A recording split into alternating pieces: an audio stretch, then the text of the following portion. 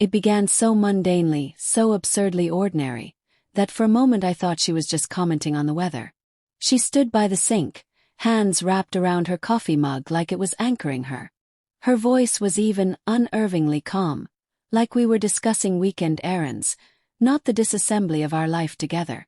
"I'm going to spend a few days with Josh," she said, each word precise, measured, like she was reading from a carefully rehearsed script. Receipt even.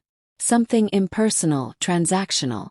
She added, almost as an afterthought, "It's not definite. Just a few days. To figure things out." Like she was postponing a dinner reservation. Then she'd decide. "No, we," asked her. There was no apology in her tone. No tremble, no guilt. Just sterile detachment. As if this wasn't a marriage but a lease she was casually ending.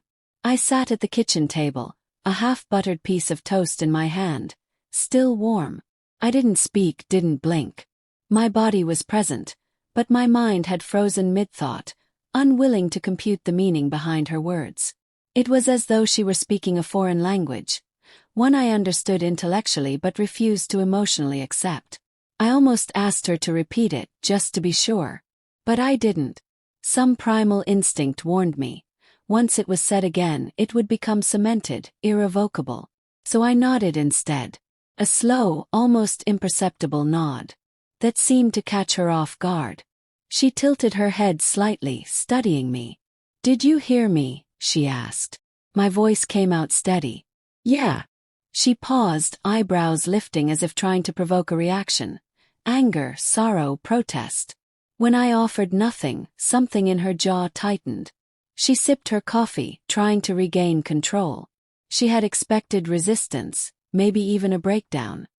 Her mental script probably included yelling, pleading, a dramatic display that would validate her departure as courageous, noble, necessary. "I'm not leaving forever," she said, like that somehow made the knife in my ribs feel less deliberate. "Just for a bit. So I can think. We can think." Perspective, she called it. That word. The kind you find printed across magazine covers next to phrases like 10 steps to emotional freedom. I'd heard it on podcasts, seen it in inspirational Instagram captions by women rediscovering themselves in Bali. Still I said nothing. Just continued spreading the butter to the edges of the toast. A small act of control in a moment where I had none. She stared at me, now visibly unnerved. "Josh and I are just seeing if what we have is real," she admitted finally, like it was some innocent trial run. A limited time offer with a free cancellation window. She kept calling it a trial. Like cheating was now available in beta mode. And I was supposed to sit here patiently while she test drove infidelity, with the option to return if the ride wasn't what she expected. I knew Josh. Not well but enough. He was the type of man who wore performative vulnerability like a designer jacket.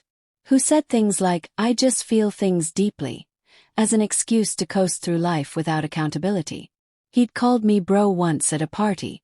I remember the way his eyes lingered on her too long, the way he tried to act like I didn't exist. Now it all made sense. My wife looked down, waiting for the eruption. But it didn't come. Not because I accepted it. Because something inside me had already shifted. She thought she was the one making a bold move. That she had the upper hand. But what she didn't realize was that by calling it a trial, she handed me all the power. I stood and rinsed my plate. Only. Deliberately. "When are you leaving?" asked. She blinked, taken aback by how normal the question sounded. "Tomorrow morning," she said. "I've packed a small bag." Course she had. She'd been packing this exit for weeks. Maybe months. It showed in the small things. Late-night walks that took longer than they should. Her yoga pants, once forgotten in a drawer, now suddenly in regular rotation. Her phone always face down. She thought she was subtle. "I'll take the car," she added. "You can use the other one. You're not flying." "No," she said quickly, like that made it less serious. "It's just a couple hours away. It's not romantic. We're not doing anything crazy." I didn't respond. Just rinsed the last bit of egg yolk from my plate. I'll text when I get there, she offered. He nodded. She lingered in the kitchen for a moment too long, like she was still waiting for some final outburst. A last-ditch appeal. But all I gave her was silence. Later that night, while she was in the shower, I stood in the hallway outside the bathroom. Steam drifted from beneath the door like smoke from a fire I was no longer allowed to put out. Then I walked into the guest room and unzipped her suitcase. I didn't dig, didn't disturb, just placed something inside. A small laminated napkin. Years ago, on our first anniversary, she had written on it in lipstick, "You're my home." I found it in my coat pocket 2 days later. Kept it. Preserved it like a relic of a time when those words meant something. I tucked it gently into her makeup pouch and zipped it closed. If she found it, maybe it would stir something real. If she didn't, that told me all I needed to know. She left the next morning at 7:42. Didn't finish her coffee. Her hair was curled but slightly rushed, like she wanted to appear desirable while pretending she hadn't tried too hard. The outfit she wore was casual but curated. Costume of innocence. I walked her to the car. She looked at me twice, eyes scanning for bitterness, maybe sadness. I gave her neither. I opened her door, kissed her cheek and said, "Good luck." Her brow furrowed. "Thanks," she said cautiously. "It's not goodbye." "No," I said. "Not goodbye. Just betrayal," phrased politely. She drove off without waving. I watched the car disappear around the corner, then turned, walked back inside and locked the door. Not out of fear she'd return, but because I was done leaving it open for someone who had chosen to walk away. Then I went to the computer. She'd never changed her passwords. I never used them before. Never had to. But now was different. 2 minutes. That's all it took. Her shared photo cloud still synced. Most of it was harmless. Quotes, selfies. But one photo stopped me. Timestamp. 3:18 p.m. on a Tuesday. Her reflection in a hotel bathroom mirror. Blouse unbuttoned halfway. Lipstick in hand. Not pornographic, just designed for someone else's eyes. Then came the messages. Josh, counting the hours. Her. Stop. You'll make me cancel dinner and come early. Josh, you're bad for me. Her, but I'm so tired of being good. That was it. No more illusions. No more talk of space or clarity. This wasn't a trial. It was an audition, and I had no intention of sticking around to watch the curtain fall.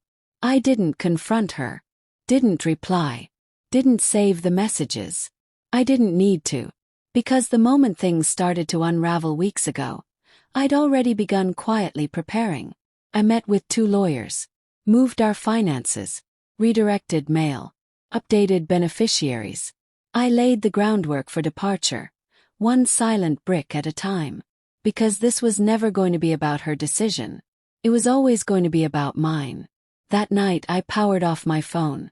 Let the silence sit. Let her stew in it. When I turned it back on, there were 5 missed calls. 2 voicemails. One stood out. Her voice soft but tight.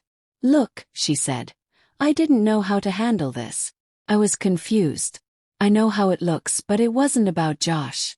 I just needed to understand myself before I could fix us. Please don't throw everything away over one bad decision." One bad decision. That's what they always call it. Like it's misplacing a credit card. Like she didn't lie. I'd coordinate. Schedule. This wasn't about Josh. It was about her. She chose herself. Chose the fantasy she believed she deserved over the reality we had. And what cut deepest wasn't that she left, but that she assumed I'd still be waiting when she came back. I didn't go home that night. I stayed in a hotel 2 hours away. The sheets smelled like clean linen and detachment, and clarity settled in like fresh air. The next morning I returned. The house was quiet. Her car was gone, but her coat was draped over a chair. Her perfume still lingered in the air. I sent one message. Simple. You took your trial. I made my decision. That night there was a knock. I already knew who it was. Through the peephole I saw her. coat wrapped around her, phone in hand, trying to look brave but uncertain. She didn't knock again. Didn't call my name.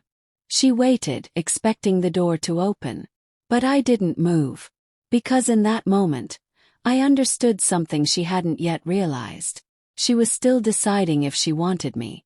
But I had already decided. I didn't want her. She never truly came back after that night. Not in any way that mattered. Oh, she tried. But the door had closed long before. Not just the one she stood before, but the one she'd taken for granted. The one inside me. It wasn't anger that kept it shut. It was clarity. A few days later, she sent a single word. Please. No explanation. No follow-up. Just that one fragile plea, assuming the connection still existed. I stared at it.